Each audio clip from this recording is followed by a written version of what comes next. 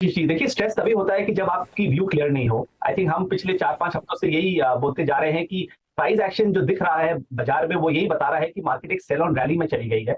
और I think जिस तरह का भी मार्केट एक्शन रहा है 2-3 हफ्तों का मुझे लग रहा है कि एक बैटल ज़ोन में है। लोकल फैक्टर्स चाहे वो बजट हो, चाहे वो अडानी एंगल हो और ग्लोबल स्ट्रेंथ के बीच में। क्योंकि ग्लोबल मार्केट्स काफ़ी स्ट्रांग है और लोकल मार्केट्स को देखें तो India has been one of the worst performing markets in the last 4 to 6 weeks. Bank Nifty में डाउनसाइड पोटेंशियल तो काफ़ी है क्योंकि लास्ट ईयर 6 महीना के लिए अगर आप देखें तो बैंक निफ्टी ने इतना गजब का परफॉर्मेंस दिया कि उसने सिंगल हैंडेडली पूरे बाजार को ऊपर ले गया। और अभी जो जिस तरह का एक्शन है पिछले 1 महीनों में बैंक निफ्टी के जो सारे पिलर्स थे, SBI, ICICI bank, axis bank, IndusInd bank, ये सारे पिलर्स थे बैंक निफ्टी के, ये सब धीरे-धीरे वीक हो रहे हैं और सिर्फ अब एक ही स्टॉक खड़ा हुआ है, वो है एचडीएफसी बैंक, जो बैंक निफ्टी और पूरे निफ्टी को संभालने की रिस्पांसिबिलिटी ले चुका है। बट अगर आप बैंक निफ्टी का चार्ट देखें तो मुझे लग रहा है कि वापस 41,000 का सपोर्ट लेवल ब्रेक कर सकता है। हमारा वर्किंग टारगेट था 39,600, वहां तक निफ्टी गया और वहां से बैंक निफ्टी गया और वहां से हमने रिबाउंड देखा। पर मुझे लग रहा है कि वो लेवल भी इवेंचुअली ब्रेक होके बैंक निफ्टी 38,500 तक जा सकता है। तो यहाँ से 5 से 7% का डाउनसाइड लगता है। अपसाइड इज वेरी लिमिटेड और मुझे कोई स्टॉक दिखता नहीं है अपार्ट फ्रॉम एचडीएफसी बैंक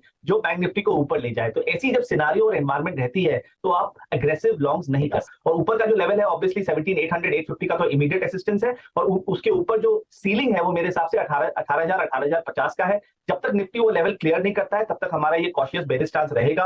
और देखिए प्रॉब्लम क्या है कि रिलायंस और बैंक्स जो ऑलमोस्ट निफ्टी के 50 से 60% है वो काफी वीक है चार्ट्स पे। तो जब तक वो स्टेडी नहीं होंगे मुझे लगता नहीं है कि ये स्ट्रेंथ रहेगा। प्राइस एक्शन तो अच्छी है नहीं क्योंकि जब भी मार्केट अटेम्प्ट करता है रैली करने के लिए वो रेजिस्टेंस लेवल से घूम जाता है और ये काफी अलग हो रहा है क्योंकि पिछले 1-1.5 साल में जब भी हम टर्न अराउंड करते थे तो अच्छा फॉलोअप देखने को मिलता था जो अभी हो रहा नहीं है। आपने कहा कि बजट नॉन इवेंट था बट एक्चुअली अगर आप देखें तो बजट के दिन जो 600 पॉइंट का स्विंग था वो एक काफी बड़ा इवेंट था एक टेक्निकल एनालिस्ट के लिए। तो बजट दिन का जो हाई और लो है वो काफी बड़े नंबर्स हो चुके हैं। बट अभी भी अगर आप चार्ट्स को देखें तो एविडेंस यही बोलता है कि मार्केट एक शॉर्ट टर्म डाउन ट्रेंड में है, रैली सस्टेन नहीं करेगी, लीडरशिप मुझे दिखती नहीं है और मुझे लग रहा है कि धीरे धीरे मार्केट 17,400 तक वापस चला जाएगा और वो लेवल को भी इवेंचुअली ब्रेक कर ग्लोबल मार्केट्स में इतनी अच्छी स्ट्रेंथ आई अगर वहां पर कुछ भी वीकनेस आ जाता है तो इंडिया पे और इंपैक्ट करेगा। तो चार्ट्स तो अच्छे हैं नहीं, कॉशियस रहना चाहिए। मिड कैप्स और स्मॉल कैप्स में सेलेक्टिव बाइंग कर सकते हैं बट लार्ज कैप्स में अवॉइड करनी चाहिए। देखिए स्ट्रेस तभी होता है कि जब आपकी व्यू क्लियर नहीं हो। आई थिंक हम पिछले 4-5 हफ्तों से यही बोलते जा रहे हैं कि प्राइस एक्शन जो दिख रहा है बाजार में वो यही बता रहा है कि मार्केट एक सेल ऑन रैली में चली गई है।